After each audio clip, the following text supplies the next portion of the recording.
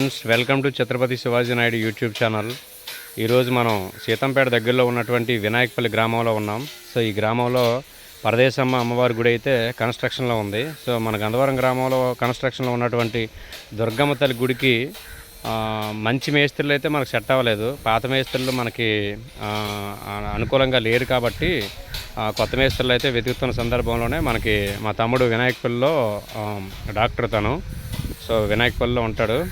So మా తమ్ముడు ఇక్కడ గుడి అంటే 11 లక్షలకే చాలా పెద్ద గుడి అయితే నిర్మాణం జరిగింది. కాంట్రాక్టర్ అయితే చాలా మంచివారు. ఆయన పేరు శ్రీను అంట. సో ఆయన మనకి అన్ని విధాలుగా మొత్తం గుడి గురించి అయితే ఎక్స్ప్లెయిన్ చేశారు. సో తక్కువ రేట్లో అంటే రీజనబుల్ రేట్లోనే చాలా అద్భుతంగా అయితే కట్టారు. నా బ్యాక్ సైడ్ ఉంది గుడి, చూశారు కదా, మీకు సరిగ్గా కనిపించట్లేదు. సో నా బ్యాక్ సైడ్ ఉన్నటువంటి గుడిని అయితే ఈరోజు చూపించే ప్రయత్నం అయితే చేస్తాను. సో గుడి మాత్రం బ్రహ్మాండంగా ఉంది. అంటే 11 లక్షలకి ఎంత అద్భుతమైనటువంటి గుడి అంటే లాస్తోనే లాస్ అయ్యారంట ఆయన.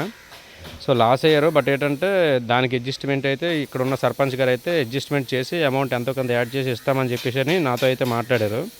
సో గుడి నిర్మాణం చూడగానే ఎంత అద్భుతంగా డెడికేటెడ్గా అంటే సర్పంచ్ గారి దగ్గర డబ్బులు లేకపోయినా కానీ ఒక టైంలో ఆయన ఇబ్బంది పెట్టకుండా వీళ్ళు పని చేస్తూ ఆయన ఇచ్చినప్పుడల్లా తీసుకున్నారంట అమౌంట్.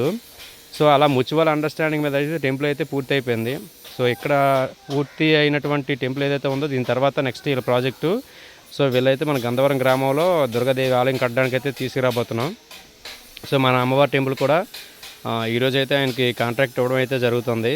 సో ఆయనకి పూర్తిగా ఎందుకంటే ఆయనైతే నేనైతే పూర్తిగా నమ్మాను.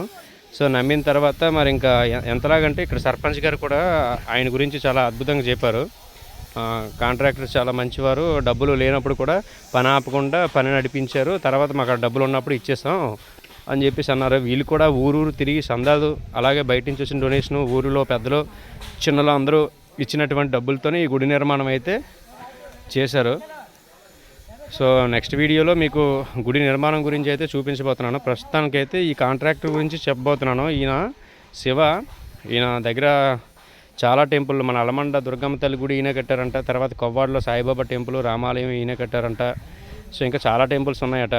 సో ఈయన కట్టిన టెంపుల్స్నే మన దగ్గరికి వచ్చినటువంటి కొంతమంది మేమే కట్టామని వాళ్ళకి చెప్పుకొని తిరగడం అయితే జరిగింది. కానీ ఈయనైతే రియల్ అనమాట. సో ఆయన మాటలు కూడా చాలా క్లాస్గా సో ఇన్నోసెంట్గా అయితే ఉన్నాడు ఆయన. వర్క్ అయితే నాకైతే చాలా బాగా నచ్చింది. సో ఆ వర్క్ ఎలా ఉంది, డిజైన్స్ ఎలా ఉన్నాయి, అమ్మవారి టెంపుల్ ఏ విధంగా కట్టారో ఇంకొక వీడియోలో చూపిస్తాను. సో మన అమ్మవారి గుడి కూడా ఇతనికే కాంట్రాక్ట్ ఇస్తున్నాం. Thank you.